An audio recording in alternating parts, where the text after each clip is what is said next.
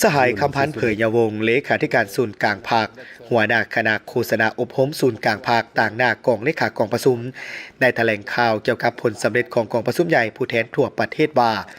กองประชุมใหญ่ได้ขายขึ้นอย่างเป็นทางการโดยมีผู้แทนสมบูรณ์เข้าร่วมทั้งหมด835สหายหญิง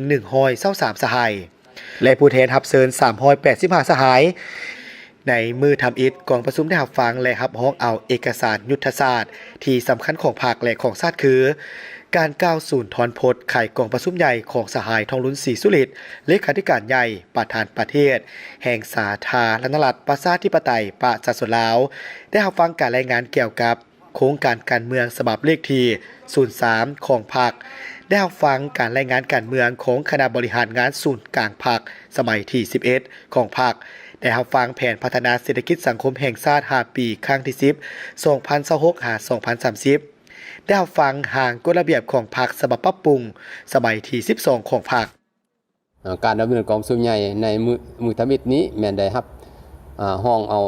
รายเอกสารที่สำคัญของพรรคคือผู้แทนกองประชุมใหญ่และก็แขกเข้าร่วมกองประชุมได้รับฟังสู่ตอนพบไขกองประชุมใหญ่ของสายเลขาธิการใหญ่ประธานประเทศทองนุ่นศรีสุฤทธิ์ด้วยเนื้อในที่ลึกซึ้งครบถ้วนคือได้รับฟังเกี่ยวกับโครงการการเมืองฉบับที่3ของพรรคได้รับฟังการรายงานการเมืองคณะทำงานสุกลางพรรคสมัย11ของพรรคก็ได้รับฟังแผนพัฒนาสิทธิสังคม5ปีครั้งที่10ระยะ2026-2030และก็ได้รับฟังการรายงานห้างกฎระเบียบฉบับปรับปรุงสมัยที่12ของพรรคพอเดียวกันนั้นก็ได้รับฟังการประกอบกิจกรรมเห็นของพรรคของบรรดากระทรวงองค์การและท้องถิ่นจำนวน10ภาคส่วนและก็สุดท้ายกองประชุมได้รับห้องเอาบรรดาเอกสารต่างๆอย่างเป็นเอกสารกันเป็นต้นแม่นห้างโครงการการเมืองฉบับที่3และห้างรายงานการเมืองกองประชุมใหญ่ครั้งที่12ของพรรคและห้างแผนพัฒนาสิทธิสังคม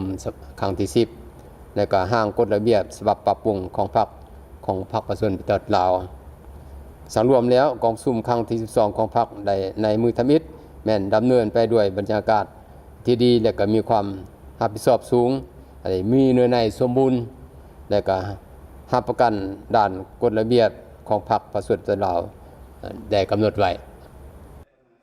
พร้อมกันนี้ได้รับฟังการประกอบคำคิดคำเห็นของต่างหน้ากระทรวงองค์การทั้งศูนย์กลางและท้องถิ่นจำนวน10คำเห็น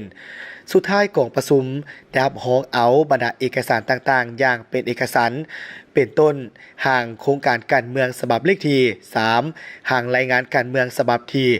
11ห่างแผนพัฒนาเศรษฐกิจสังคมครั้งที่10และห่างกฎระเบียบ